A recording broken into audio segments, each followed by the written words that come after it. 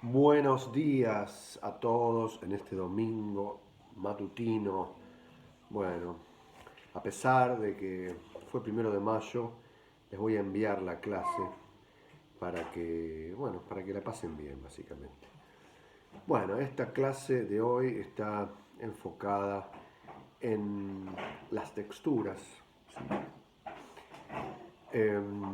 Las texturas, ¿qué decir de las texturas? Las texturas son el entramado de la música, es cómo yo combino todos los elementos de la música para poder componer la obra. Ya hemos hablado de esto muchas veces, pero siempre está bueno volver a ahondar y sobre todo también porque hay gente nueva que no se empapó del tema de las texturas nunca. La textura más sencilla y no menos bella en la música es la textura monódica o melódica. La melodía, ¿sí? La melodía es cuando yo toco un sonido después de otro. ¿Sí? Por ejemplo, toco, no sé, el himno de la alegría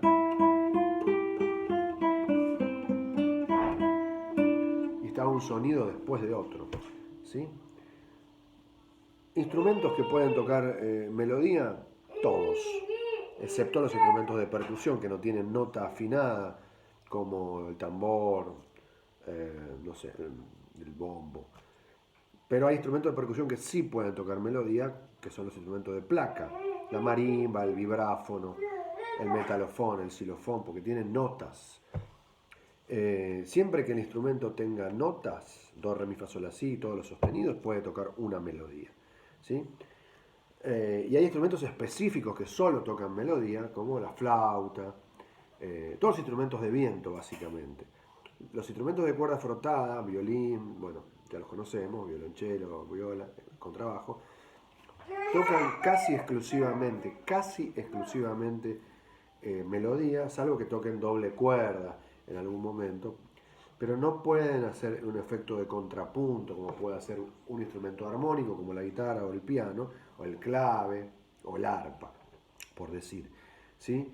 Yo puedo tocar dos melodías, ¿sí? Puedo tocar dos melodías porque tengo posibilidad de tocar dos o más sonidos al mismo tiempo. Si yo quisiera hacer armonía, ¿sí? Polifonía, lo que se llama polifonía, que es la segunda textura que vamos a trabajar hoy, polifonía con con instrumentos de viento, necesito dos mínimo. Entonces dos flautas hacen dos líneas melódicas y así sucesivamente. Bien, voy a mostrarles un ejemplo de una melodía muy conocida, muy bella, y que esta melodía, además, la voy a unir con el concepto de perdón, no, con el concepto de ostinato. Es una melodía que en la obra total, es un ostinato, porque se toca una y otra vez.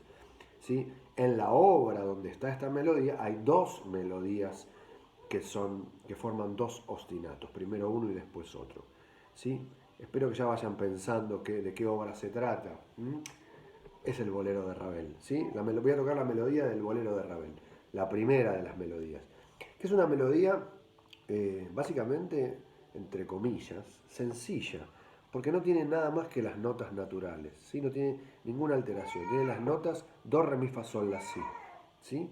Pero con solo esas notas es una melodía muy bella. Entonces vamos a tratar de que me salga.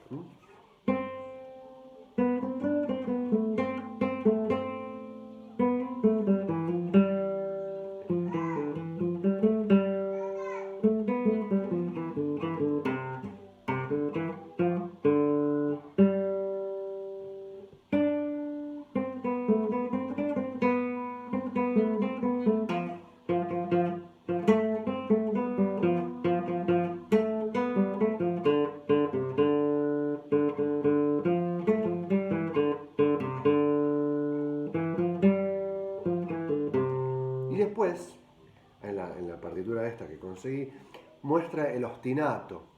El ostinato permanente que está en la obra, ¿sí? Eh,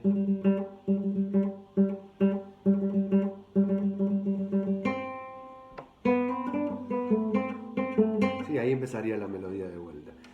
Esta obra está concebida desde este concepto melódico como un ostinato que se toca, un ostinato melódico, es decir, que se toca una y otra vez, y sobre ese ostinato melódico se hace este ostinato rítmico, tan, taratatán, que lo toca también en principio el tambor, en la partitura, en la orquesta, y después lo tocan otros instrumentos.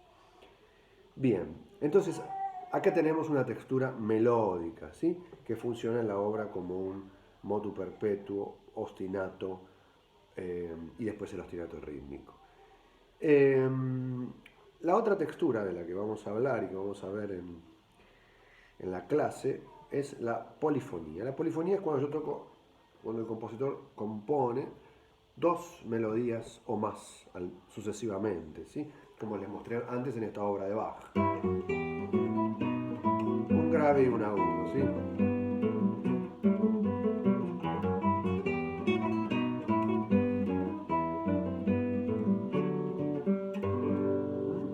Ahí hay dos melodías interactuando entre sí y eso es polifonía.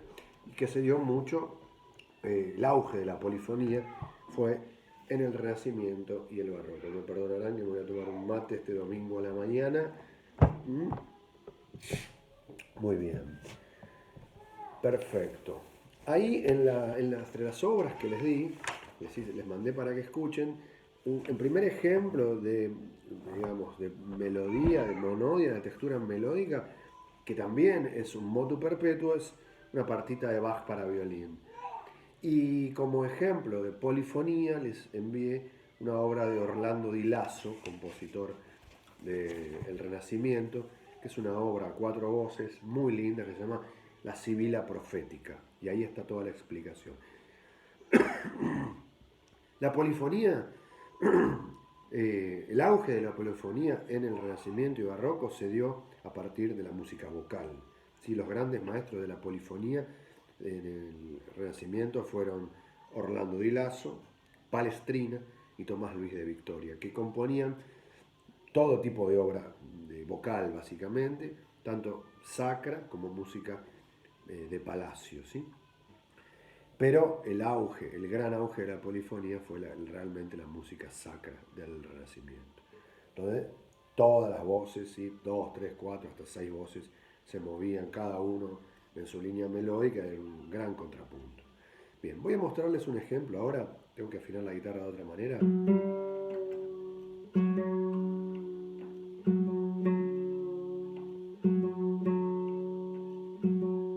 Bien, voy a mostrarles un ejemplo de polifonía renacentista. Lo que se llama la polifonía imitativa, que fue también donde comenzó en el Renacimiento todo el auge de la polifonía con la imitación. Era lo lógico, ¿no? Una voz cantaba una melodía y otra voz la imitaba después. Y eso después se llevó a los instrumentos.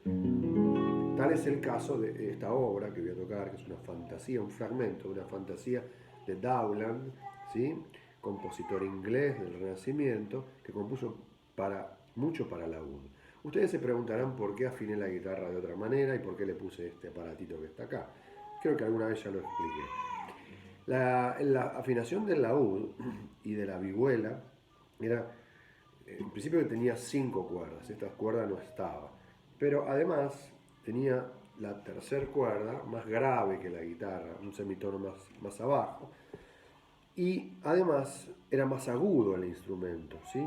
Por lo tanto, esto se le pone acá para que el instrumento suene más agudo, casi a la manera del Renacimiento, ¿sí? Pero en realidad cuando uno lee la partitura es como si leyera la partitura para guitarra, nada más que con este aparatito que está acá. Bueno, yo les voy a mostrar un poquito esta obra. Empieza con una melodía.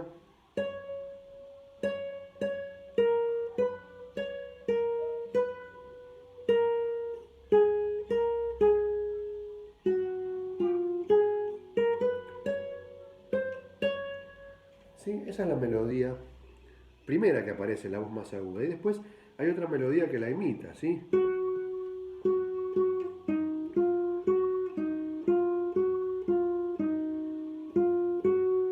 ¿Sí? Empieza con una imitación y obviamente nunca las imitaciones en este tipo de obras son exactas, ¿sí?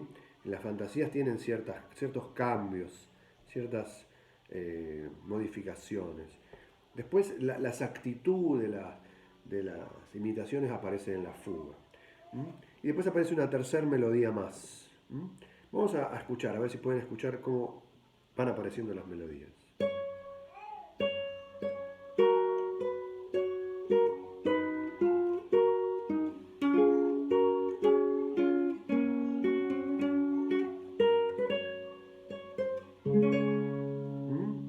Espero que se haya entendido. Voy a afinar un poquito más la tercera cuerda que se volvió a desafinar.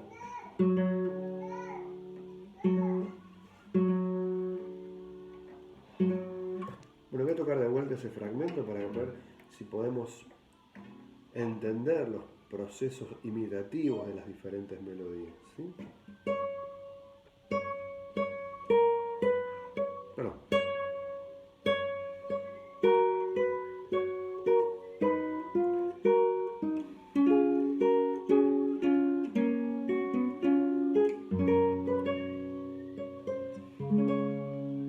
Y acá ya después aparecen más voces.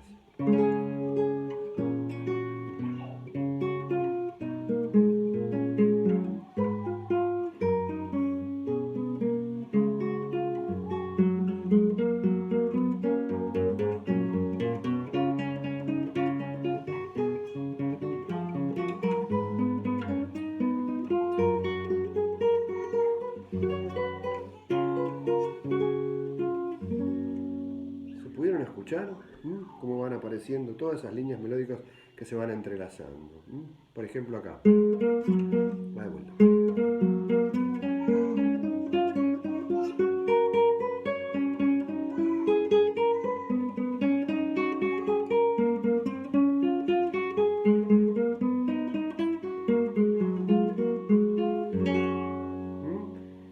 Esta es una típica obra del Renacimiento donde se puede escuchar la polifonía imitativa. Y lo vamos a ver en estas otras obras que les mando en la clase, ya sea la de Lasso, y después hay unos ejemplos muy interesantes sobre lo que es el Quod Libet. Así que bueno, espero que disfruten la clase, espero que les haya gustado mi humilde interpretación hoy domingo a la mañana de esta obra, que en algún momento podrá salir mejor. Y bueno, que lo pasen bien y quiero sus comentarios. Un beso grande y que tengan un lindo domingo.